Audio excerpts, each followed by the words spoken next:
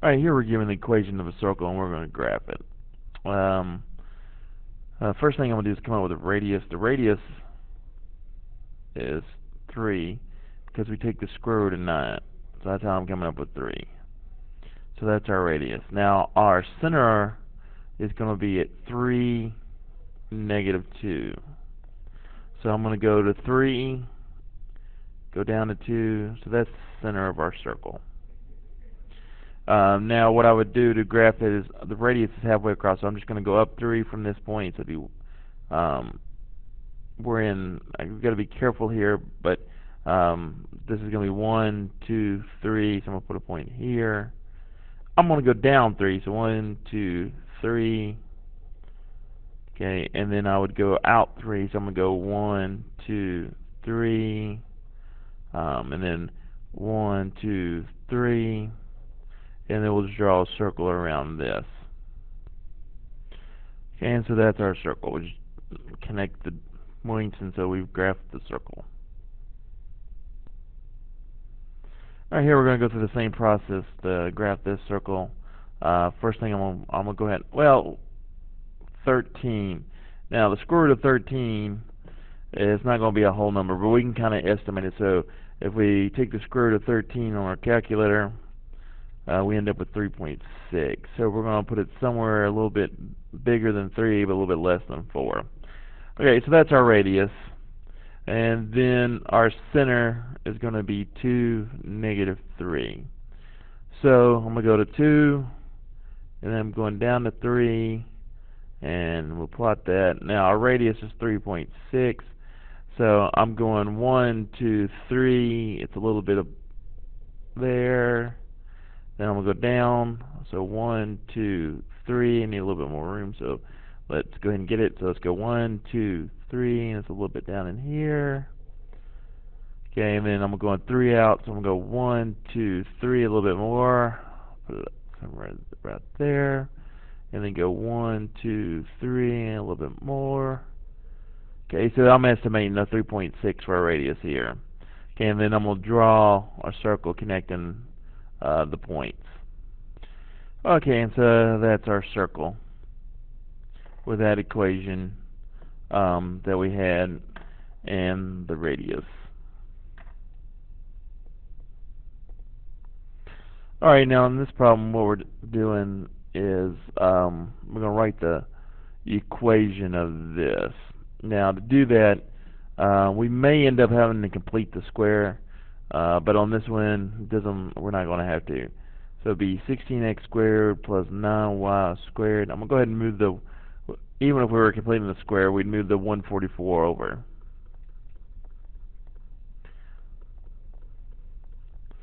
Okay, so now, remember with conics, what we're going to do is we want this number to be 1 if it's anything other than a circle. So what we'll do is we'll divide everything by 144. Okay, we're going to end up reducing this. 16 goes in itself 1 time. 16 will go in here 9 times. So we end up with x squared over 9 plus, now 9 will go in here 16 times. So we end up with y squared over 16 is equal to 1. So we've written that equation in standard form of the conics. Okay, now here we're writing our equation. Now this one, we're probably going to end up having to write, well actually we are. We're going to have to use completing the square method. So let's start out by we're going to rewrite this. Now we would get all our y's and our x's together, but they already are. So let's go ahead and move the 250 over. So we end up with 9x squared minus 25y squared minus 50y is all equal to 250. Okay, now with this, we're not going to have to complete the square with a 9x squared because there's not another x value, sorry. So we're going to kind of leave that alone for a little bit. Now with this, we're going to have to factor out 25. So we're going to factor out negative 25 out of both these. Because remember, to complete the square, we want this to be 1. So we end up with 25 here, y squared plus 2y. I'm going to leave a placeholder right here. It's all equal to 250. Okay, now we're going to complete the square here. Now, to complete the square, what we're going to do is we're going to take half of the middle term. So it's going to be half of 2, which is 1. So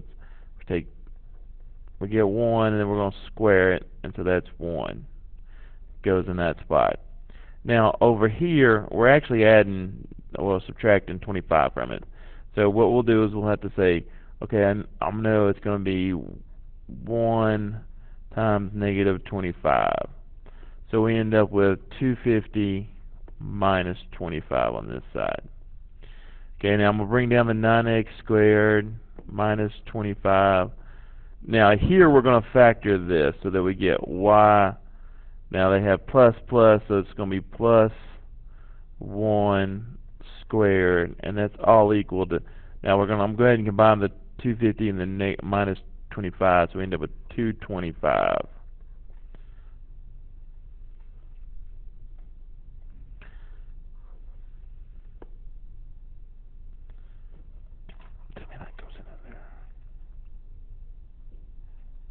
Yeah.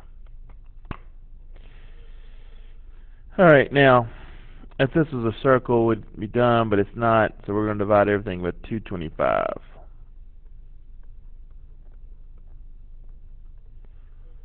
Okay, so 225.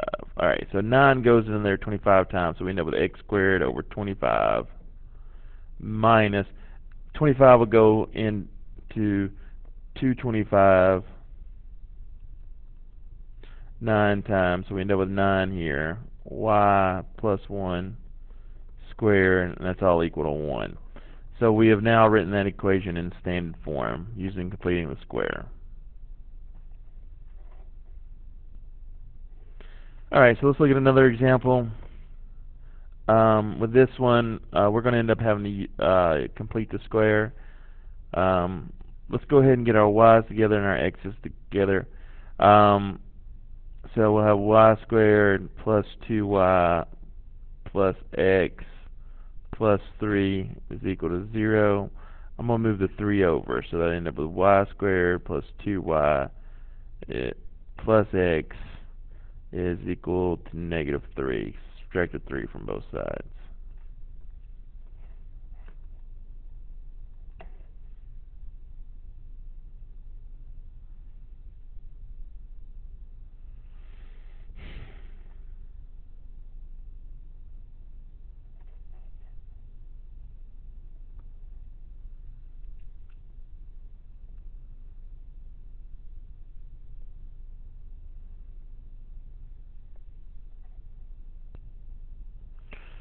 Alright, so let's look at this one real quick. We're